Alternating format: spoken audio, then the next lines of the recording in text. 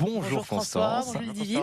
Et qui va nous parler évidemment de culture. Et on l'a dit, ce matin, les JO ont suscité un bel engouement dans la société française. Et sur le plan culturel aussi oui. Avec une très belle expo sur les JO paralympiques. Oui, il y a eu beaucoup d'expos cet été, un petit peu partout en France. Alors moi, je voulais vous parler de cette expo qui s'appelle Histoire paralympique, de l'inclusion sportive à l'inclusion sociale. C'est une expo qui est au Panthéon et je crois que vous en êtes marraine, Ludivine. Oui. Alors cette expo, elle retrace l'histoire des Jeux paralympiques depuis 1948 à nos jours. Et en fait, ça raconte l'histoire surtout d'un combat. Un combat pour l'égalité. Ce qui est intéressant, c'est qu'on voit bien qu'encore au début du XXe siècle, les rares courses, les rares compétitions qui étaient organisées, c'était vraiment des épiphénomènes, pas forcément pris au sérieux.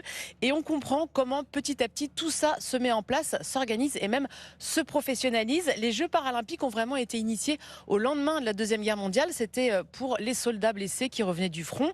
Et là, vous voyez sur cette photo, c'est une photo qui date de 1956. Alors il faudra attendre quand même quelques années, donc 1960, pour que les premiers Jeux paralympiques voient le jour. Ça se passe à Rome.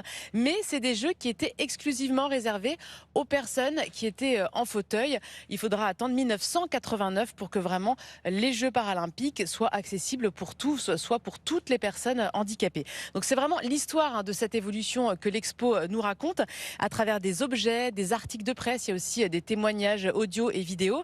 Et elle met en avant ces sportifs qui ont réussi à assumer et à revendiquer leur handicap et puis surtout aussi à faire avancer la cause des athlètes handicapés. C'est ça qui est vraiment très fort, très beau dans cette expo. Donc dépêchez-vous parce qu'elle se termine le 29 septembre prochain et c'est donc au Panthéon, Histoire paralympique. Une histoire assez récente finalement. Oui, une histoire récente et puis c'est la première fois qu'on a une exposition qui retrace l'intégralité de l'histoire puisqu'on n'a pas de musée paralympique. Donc ça c'était important, donc il y a eu un vrai travail de recherche pour éclairer justement les objets et c'est là que moi j'ai découvert que finalement c'était le cyclisme avec ce fameux historique handbike qu'on retrouve aujourd'hui sur les routes du paracyclisme sur route. Mais c'est vrai que c'est assez impressionnant et puis peut-être qu'en tant qu'athlète, on n'avait pas forcément mesuré comment on a été capable de jouer un rôle dans justement l'équité, la mise en lumière des droits des personnes en situation de handicap grâce au sport. Un livre maintenant qui retrace les 100 ans de l'Olympisme. Voilà, le livre s'appelle L'équipe 100 ans de jeux 1924-2024. Alors 1924, c'est la deuxième fois que la France accueille les Jeux Olympiques. Et sur 100 ans, ce livre nous retrace toute l'histoire de cet événement sportif mondial que sont les JO, son évolution, mais aussi et surtout les grands moments de cette histoire. Et alors grâce aux nombreuses archives de l'équipe et de l'auto, l'ancêtre de l'équipe, il y a des récits, des chroniques, des interviews et surtout plus de 800 photos exceptionnelles tirées du quotidien sportif.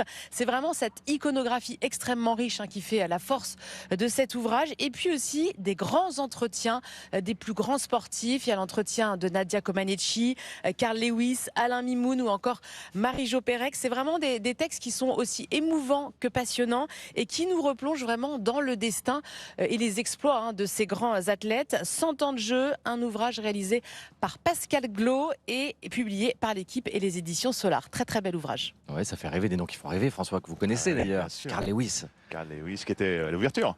Puis Nadia Comaneci, vous vous souvenez que le compteur n'avait que 3 chiffres et donc on ne pouvait pas écrire 10. Parce que j'avais fait 10, donc c'était 3 chiffres avec une virgule et donc personne n'imaginait qu'on puisse faire 10. C'est des images bien sûr dont on se souvient. Ça fait rêver. Merci Constance. Merci à vous. À dimanche prochain. À dimanche. Il est presque